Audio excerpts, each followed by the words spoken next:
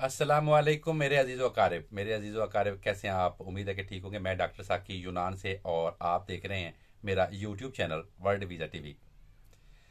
बात होगी हम जो वीज़ा खुद अप्लाई करते हैं या एजेंट अप्लाई करते हैं, कौन सा तरीका अच्छा है। और अगर हम खुद अप्लाई करते हैं तो उनके नुकसानात क्या हैं, और अगर वीज़ा रिजेक्ट हो जाए तो उनके नुकसानात उसके नुकसानात क्या हैं।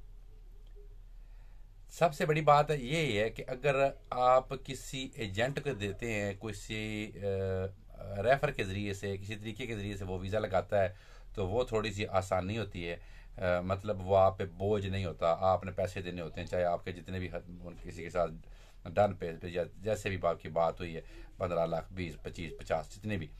तो वो एक सिस्टम है, वो एजेंट ने खुद करना होता है अपने तल्लुकात की बना पर, अपने सोर्सेज की बना पर, या जैसे भी 2 नंबरी करके, 1 नंबरी करके, जैसे भी वो एजेंट जाने और उसका काम जाने।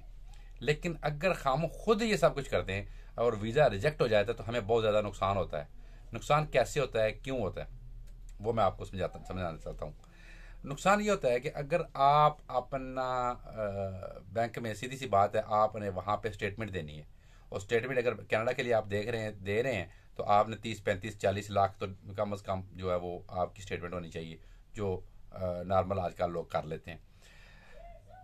दूसरे नंबर पे आपने कोई ना कोई बिजनेस शो करवाना है, और जो बिजनेस शो कराना, सीधी सी बात है, वो आपने अपने नाम पे करवाना है। आप एक मार्बल फैक्ट्री नाम पे लगवा लेते हैं, आप 2 मुर्गी खाने नाम पे लगवा लेते हैं, आप ज़मीनें शो करा लेते हैं कि मैंने ये ठेके पे ली हुई हैं, या मेरी अपनी है, या कुछ मकान है ये मेरे अपने हैं।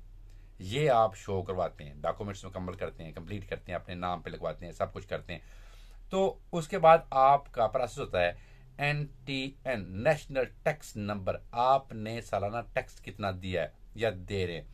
नुकसान ये होगा कि अगर आपने जो टैक्स दिया है, मतलब आपने शो किया है जी मेरे पास तो तकरीबन 1.25 करोड़ की आमदन है, या 2 करोड़ की है, या 1.5 करोड़ की, या 1 करोड़ की, या 70 लाख की है, और मैं विजिट करना चाहता हूँ।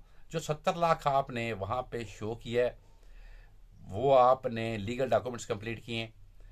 आप कनाडा के लिए ही बात कर लें, कनाडा के लिए आपने जब मुकम्मल प्रोसेस किया है, आप यूरोप के लिए कर लें, आपने 30 लाख या 35 लाख या 40, जितने भी आपने शो करवाया अपना बिजनेस से, अपना मुकम्मल।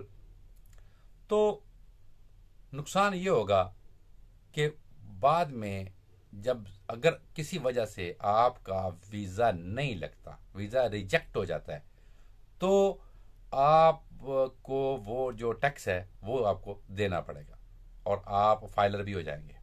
आप नेशनल टैक्स नंबर जो है उसके हिसाब से अपने कुछ ना कुछ हर साल फिर पैसे भी जमा कराते रहना है। अगर आप बाहर नहीं जाते, खुद वीज़ा लगवाने की कोशिश की, नहीं लगा, आपने अपनी जायदाद जो 40 लाख शो की है, कुछ फैक्ट्री शो की है, जो भी किया, मुरी खाना किया, जो भी किया है, उस हिसाब से आपने टैक्स देते रहना है।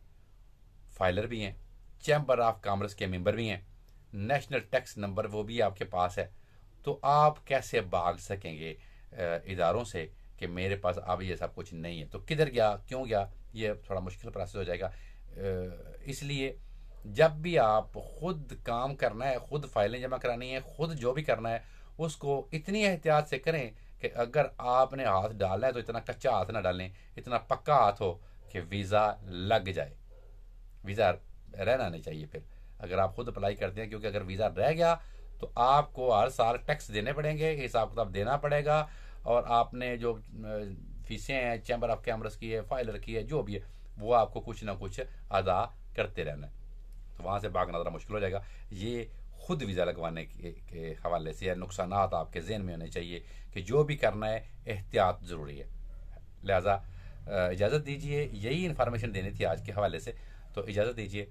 अल्लाह पाक आपका सबका हामी और नासर हो, आप अपने नेक मकासद में कामयाब हो जाएं। मुझे इजाज़त दीजिए, मिलते हैं किसी नए वीज़े की नई अच्छी न्यूज़ के हवाले से। अल्लाह हाफिज़।